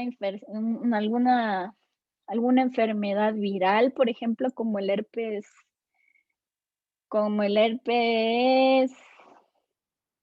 ay, me olvidé. Herpes zóster, profe. No, es el otro. Herpes eritematoso puede ser. Sí, bueno, pero es uno de los dos tipos de herpes, o puede ser también un trauma físico, o sea, por ejemplo, después de el herpes que te genera el lupus. ¿Es el herpes zóster o es el otro? ¿No te El acuerdas? herpes zóster, profe. Ya, no, entonces es ese. O sea, si por ejemplo tú tienes lupus, el lupus puede fomentar la expresión de estos genes, o por ejemplo un trauma físico, como un choque de auto donde todo tu organismo, ¿no es cierto?, entra dentro de un proceso de trauma general porque tienes heridas internas también, ¿no es cierto? Todas las proteínas que tu cuerpo secreta en el momento del trauma también desencadenan expresión del gen, o puede ser un trauma psicológico súper fuerte, como la pandemia, ¿no es cierto? Un poco como el estrés psicológico súper fuerte que te puede generar la pandemia. Eso también puede desencadenarte la fibromialgia, y entonces una vez que el gen se empieza a expresar, es un gen que se manifiesta de distintas maneras dependiendo de los órganos en donde está presente. Entonces, por ejemplo, yo tengo migrañas, tengo insomnio, tengo dolores articulares, hay veces que, por ejemplo, yo amanezco con el ojo hinchado. Ustedes no me han visto este semestre, pero simplemente hay un día que amanezco con el ojo hinchado como si hubiera llorado toda la noche, pero de un solo ojo. O se me hinchan los labios, o, por ejemplo, hay épocas en las que cuando el estrés se incrementa, yo tengo brotes de rosácea, que es ese tipo de acné que está asociado al estrés. O sea, tiene distintas manifestaciones que además son difíciles de asociar a una condición porque son síntomas como que súper desconectados. Entonces necesitas realmente de alguien que tenga un montón de experiencia y que te haga realmente un seguimiento súper minucioso de todos los síntomas por los que tú has visto a distintos especialistas durante toda tu vida, para que te haga un diagnóstico integral y definitivamente te diga que lo que tienes es una predisposición genética que por algún evento, en mi caso fue un ataque viral súper fuerte que me dio a mí a los 18 años, desencadenó en todo esto, y los genes simplemente se expresan y se expresan de manera distinta, ¿ya? Profe, y para eso no hay cura, No, es o una sea, un enfermedad. tratamiento. No, porque es una enfermedad degenerativa, o sea, una vez que el gen se empieza a expresar en el cuerpo, ya se está expresando, o sea, ya se activó. Todavía no se ha encontrado la manera justamente, o un medicamento, alguna terapia que permita que la expresión de ese gen cese. Yo les puedo dejar puesto en el aula virtual, hay un recurso bien bonito en este BioInteractive, que es súper ilustrativo. O sea, si quieren, déjenme buscar un ratito, salgámonos de la presentación. Profe, entonces la persona para que desarrolle, digamos que por un trauma, una enfermedad es porque ya tenía la enfermedad en su organismo. O sea, tienes la enfermedad codificada en tus genes, pero son genes que permanecieron silentes, o sea, silenciosos, mudos, hasta que algo en el ambiente, que puede ser el medio interno, ¿no es cierto?, desencadena eso, o puede ser en el medio externo como un evento de estrés traumático, por ejemplo.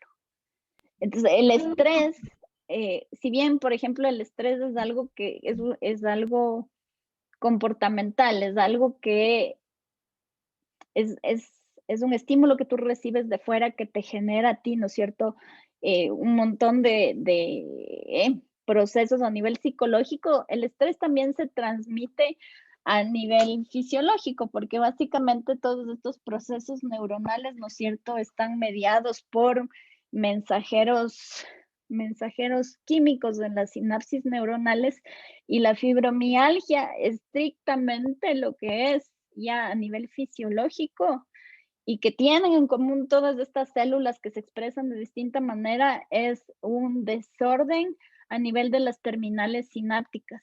Entonces tú tienes en las terminales sinápticas una mayor predisposición para percibir las moléculas del dolor. ¿Ya? Y es por eso que a veces, por ejemplo, tú vas donde el traumatólogo y le dices que bestia, doctor, no aguanto, me duele, me duele, me duele, me duele. Y el traumatólogo, obvio, lo que te manda es hacer una radiografía o una tomografía, y en la tomografía no ve nada, porque no tienes nada en los huesos, no tienes nada en tus articulaciones. Pero lo que tienes es un desorden en las neuronas que están presentes en esa zona que te hace percibir el dolor de manera mucho más fuerte, ¿ya? En mi caso, como yo tengo un defecto congénito en la rótula, yo tengo la rótula discoide y no con forma de media luna como tiene todo el mundo, yo tengo artrosis, ¿ya? Pero como tengo la fibromialgia, mi artrosis no es tan avanzada, pero me produce por la fibromialgia unos dolores más fuertes, porque las conexiones neuronales que están presentes en la zona pueden percibir el dolor de manera mucho más dolorosa, ¿ya? Entonces, tú tienes esa condición en tus genes, pero necesitas de un desencadenante ambiental para que la condición se exprese, ¿ya? Profe, y por ejemplo, en el caso de los adolescentes, por el hecho de que hormonalmente están cambiando y todo, suceder, porque por ejemplo ha habido casos de niños que son súper normales, llegan a la adolescencia y les detectan Asperger. O sea, ¿es porque han tenido ese gen o se desarrolla por algún problema ya aparte? O de ley siempre para que se desarrolle algo tiene que tener el gen. Dios mío, me estás haciendo preguntas tan complicadas, tan personales, no mentira. Lo siento, profe, es que No, a ver, es que lo que pasa es que ahí, por ejemplo, hay un montón de conocimientos nuevos en todo lo que tiene que ver con el trastorno del espectro autista, ¿ya? Y en realidad lo que antes se conocía como Asperger son individuos que tienen, que son parte del espectro del trastorno autista, pero son individuos altamente funcionales, ¿ya? Son individuos que obviamente presentan problemas para desarrollar relaciones sociales, tienen tics, tienen manías, pero por ejemplo, desde el punto de vista cognitivo, académico, intelectual, son individuos que son brillantes porque tienen justamente una predisposición genética, porque también la superdotación, el IQ, por ejemplo, sí está controlado no solo por el ambiente, pero también hay predisposición genética para eso, y no se sabe exactamente qué es lo que controla la expresión de estos genes, que son en su mayoría heredados por la madre, ¿ya? Pero sí hay una predisposición genética para tener un coeficiente intelectual elevado o altas capacidades en general, porque las altas capacidades, o sea, no solamente se pueden medir por el IQ, sino por una mayor potencialidad en los distintos tipos de inteligencia que tú puedes tener, pero también pueden estar asociados justamente a trastornos del espectro autista, ¿ya?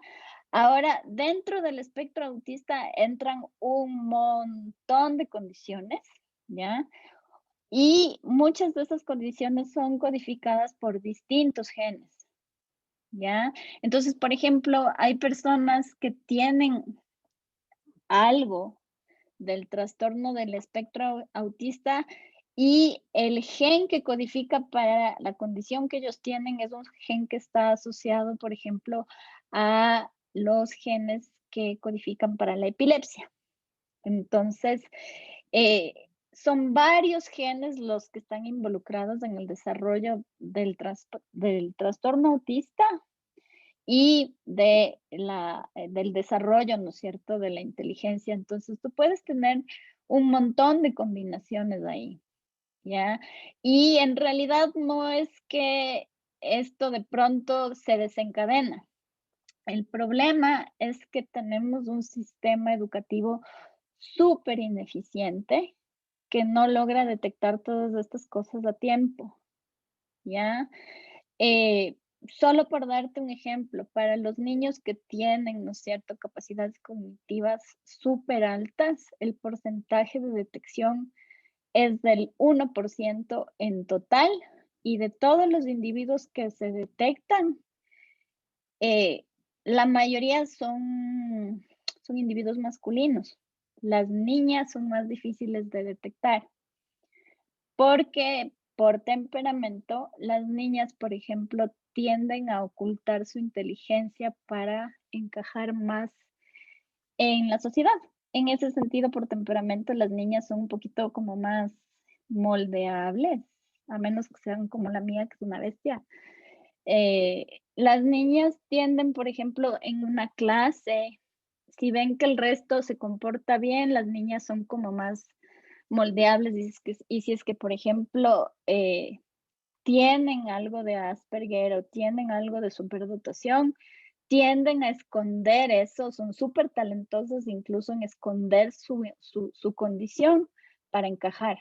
Los niños no, los niños son como más rebeldes, o sea, si saben más van a tender, por ejemplo, a ser así, como se les dice a veces, así los sabelotodos de la clase, o son más hiperactivos, o son más inmanejables porque son más rebeldes.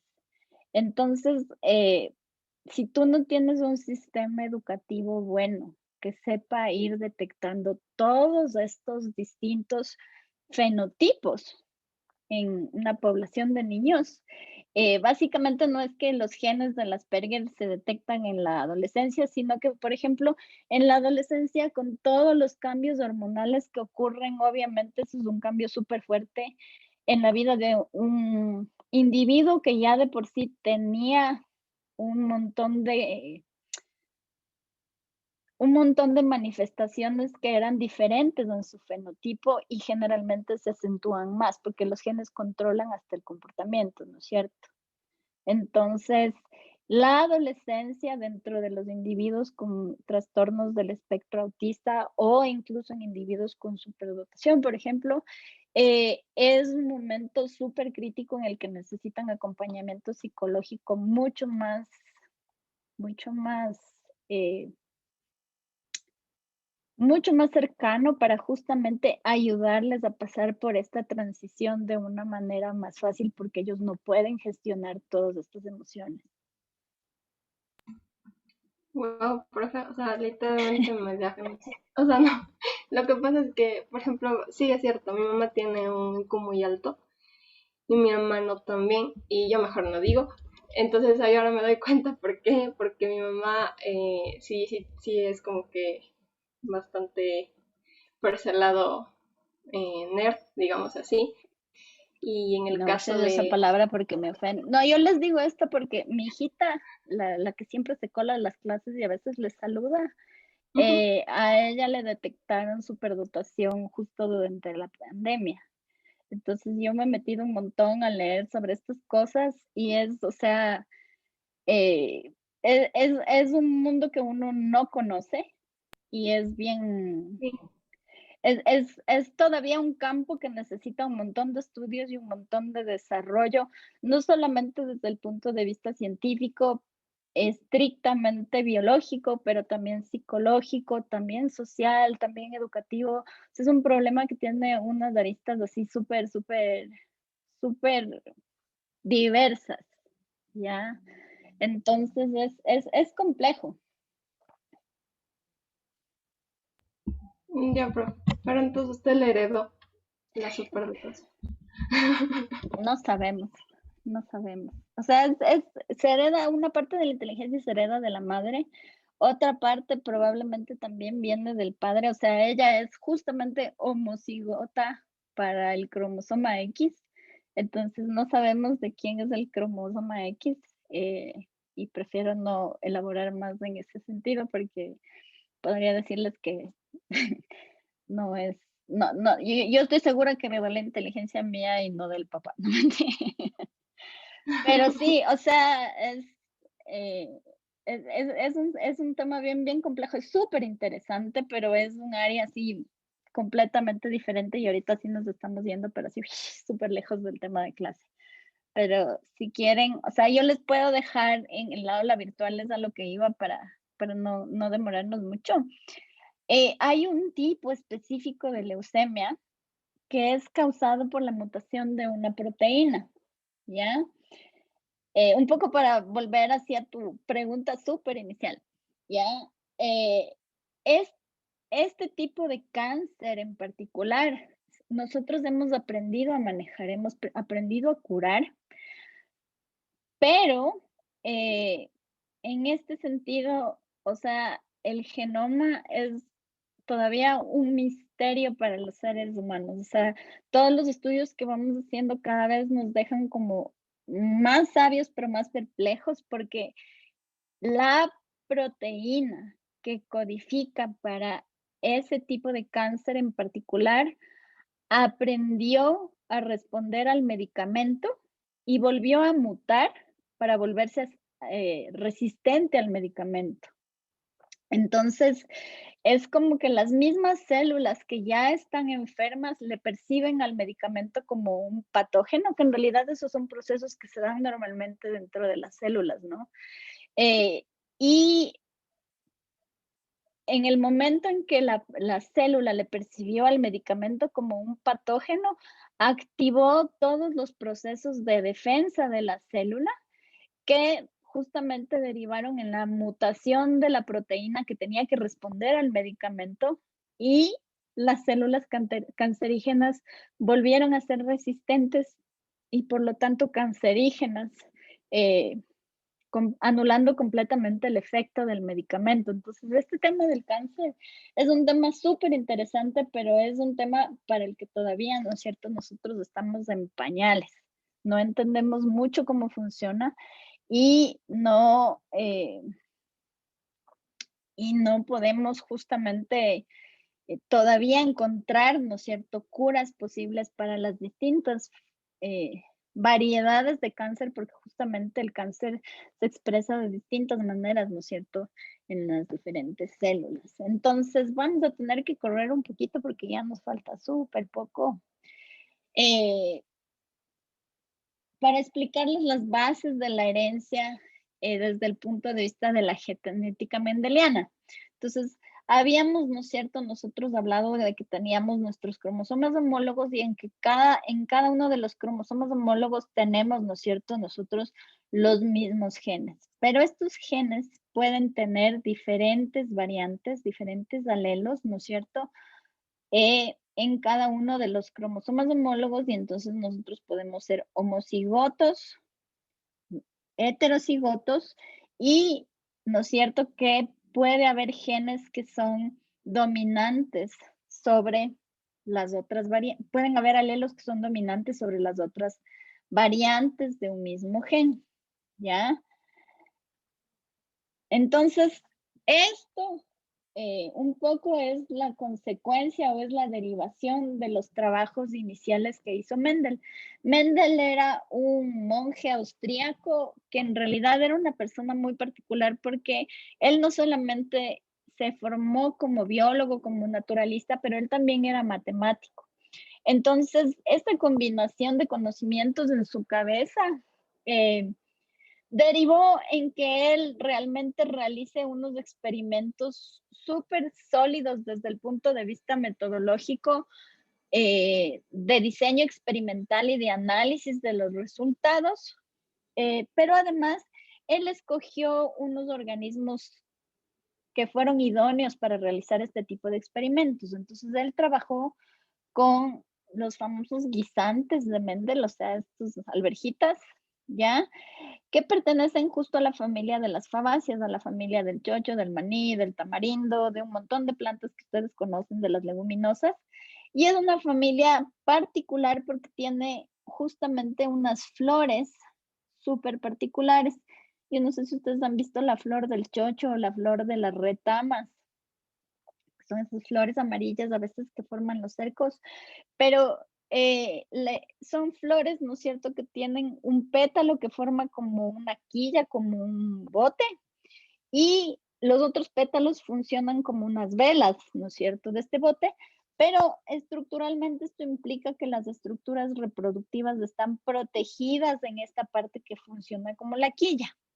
Esta protección es lo que le permitió a Mendel realizar unos cruces entre distintas variedades que él consideró variedades puras, o sea, se aseguró de cruzar y cruzar y cruzar y cruzar distintas variedades de guisantes hasta obtener individuos que él consideraba 100% puros, controlando el proceso de fertilización. Entonces, él, por ejemplo, removía estambres o removía pistilos de las distintas flores para él seleccionar, ¿no es cierto?, qué tipo de cruces iban a hacer. Y entonces, en base a sus resultados, él estableció las famosas leyes de la herencia de Mendel, que en realidad son preceptos que nosotros utilizamos hasta el día de hoy, ¿ya? Entonces, él trabajó con 7 características que eran claramente distinguibles en estas plantitas, y se aseguró de trabajar con características que presenten solamente 2 variaciones, 2 alelos. Entonces, por ejemplo, para los experimentos que hizo con el color de las flores, escogió solamente flores blancas y violetas. Trabajó con la forma de las semillas. Las semillas podían ser lisas y redondas o arrugadas. El color adentro de los guisantes podía ser amarillo o verde. La forma de las vainitas de los guisantes, ¿no es cierto?, podía ser así como ondeadita o completamente lisa, y lisa como está aquí, o en algunos casos el color de las vainitas era amarillo, en otros era verde. También trabajó con la posición de las flores, ¿no es cierto?, si es que eran axilares o en las puntas de las plantas, y el tamaño de las plantas. Esas son las 7 características que Mendel estudió en los guisantes para hacer sus experimentos, ¿ya?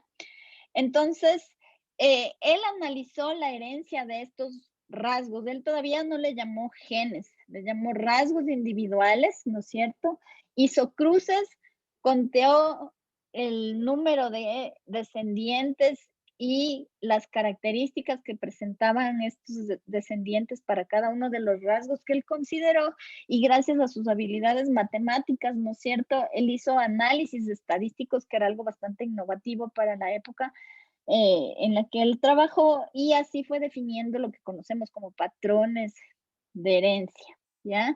Entonces, los resultados básicamente de los cruces de Mendel dependen, ¿no es cierto?, de el tipo de características que él estuvo observando.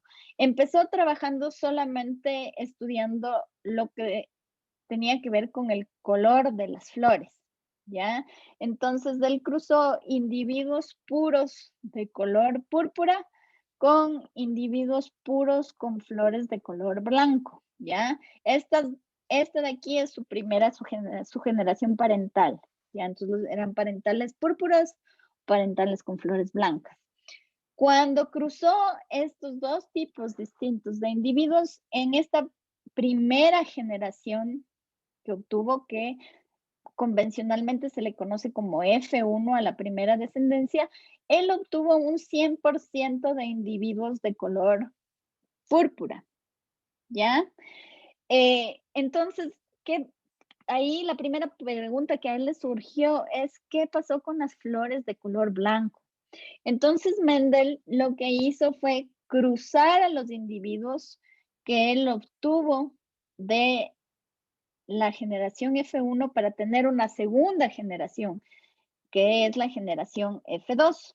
Entonces, en esta generación F2, ¿no es cierto?, proveniente de individuos solamente púrpuras, él descubrió que ya no solamente obtenía individuos con flores de color púrpura, pero que una pequeñísima proporción, 1/4 de los individuos que él obtuvo, tenían flores blancas.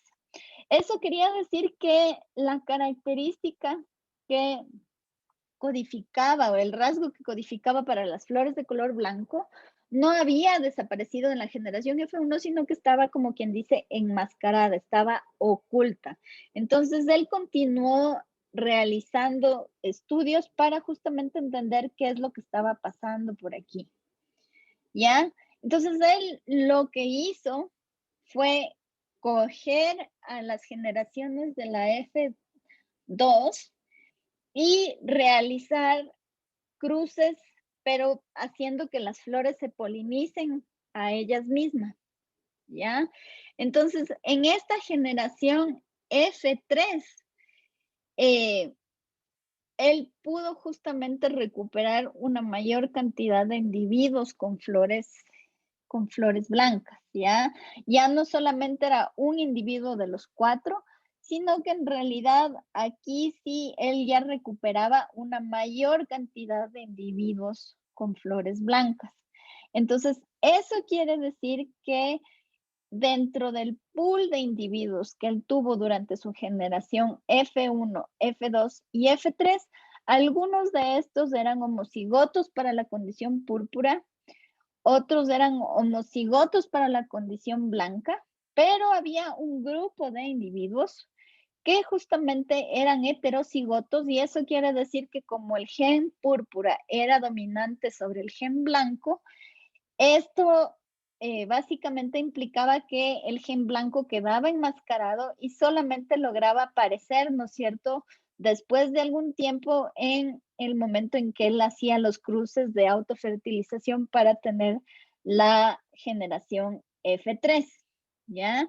Entonces, Mendel repitió estos cruces una y otra vez, una y otra vez, una y otra vez, y siempre recuperaba exactamente los mismos resultados y las mismas proporciones de individuos con las diferentes variaciones de color en las flores cada vez que repetía el experimento.